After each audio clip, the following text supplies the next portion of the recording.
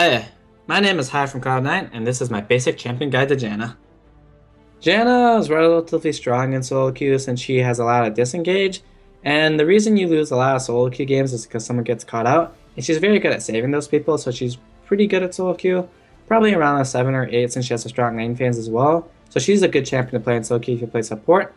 Outside of that, she doesn't have very many bad matchups. She wins a lot of matchups, and she's not necessarily that weak either. Overall, she's just very strong support that has little weaknesses other than the fact that she's not very aggressive. So the thing I see a lot of Jannas do is sitting behind the AD carry and only shielding, and that's not the correct way to play Janna. You should be shielding your AD carry, but at the same time, you should be looking to get good autos in when you can, basically running up to auto them, and if you need to shield yourself and like follow up with like a W or a Q, it's worthwhile to trade with the enemy more so than your AD carry since you have more sustain, because you have 3 pots and he has 1. So make sure you're just not sitting behind your AD carry. Make sure you're helping him do trades as well. Other than that, play safe, get wards up, and just slowly win the lane. So keep in mind with Janna, you really shouldn't be asking your jungler for ganks. You have very bad engage unless you have like a Jhin or something, or some kind of CC from your AD carry. So you basically just want to ward up and press the advantage on your own and allow your jungler to go outspace. Because it's hard for junglers to kill you since you have Tornado and Knockup, and it's hard for you to kill them because you don't have that much CC to engage.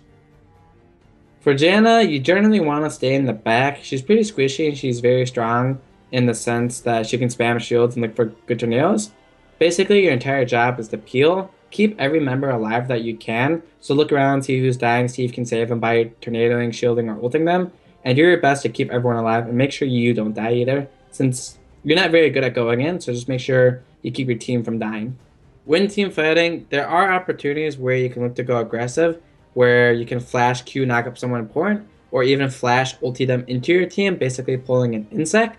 So keep in mind to look out for those as well. Your main goal is to keep people alive, but if you see the opportunity to do a big play where you think it would be good, make sure to go for it. A thing that you can do with Janna that a lot of people don't realize is when you're defending a turret, you can hold off on your shield.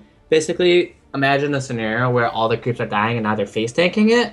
You can shield it to bait them, basically thinking that it's about to die, but then you shield it so it's still alive, and that can net you a kill sometimes. So look for that as well. So another neat thing with Janna that a lot of people don't actually know is, normally when champions get punched or knocked into a wall, there's a mini stun, and that works with Janna's ultimate as well. So if you ultimate them into a wall, there's a little mini stun when they hit the wall. So keep that in mind. It's a very minor stun, but it could be the difference between killing someone or not.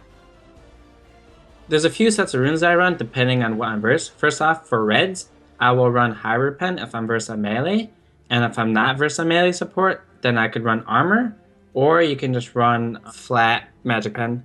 And then for yellows, you can run flat HP, keep it at that. And then for blues, you can run a few different ones. You can run flat AP, or you can run flat MR depending on the lane matchup you're versed. And for quints, you can do full armor quints and or full AP quints depending on the lane matchup you're versed. So basically, if you're versed like a heavy AD bot lane, you want to run armor. If you're not, then you want to run some AP. And then if they don't have like, if they have magic damage, then you want MR. So you use those runes accordingly to what lane you're versed.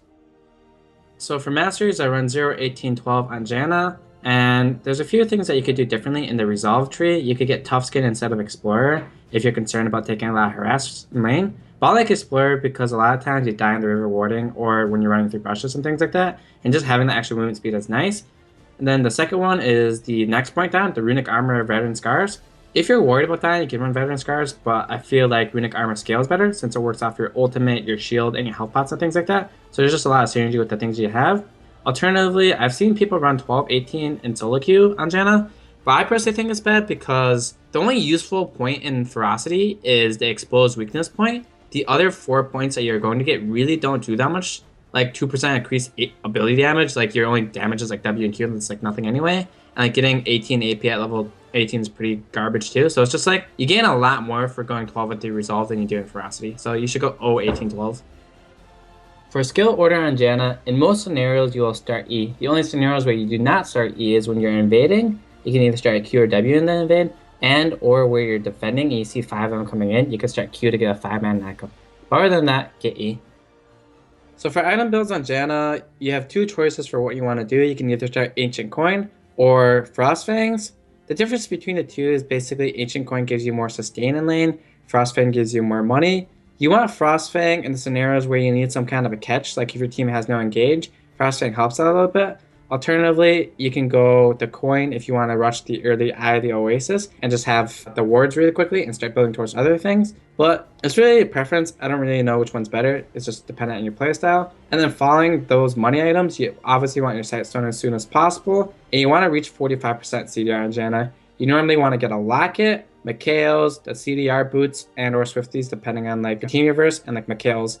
So work on the items to get you 45% CDR and go from there. You basically need to itemize according to what you're versed. If you're versed full AD, then maybe skip Locket and go Frozen Heart instead. If there's a lot of AP, then go Locket. If they have a lot of CC, go Mikhail's, etc.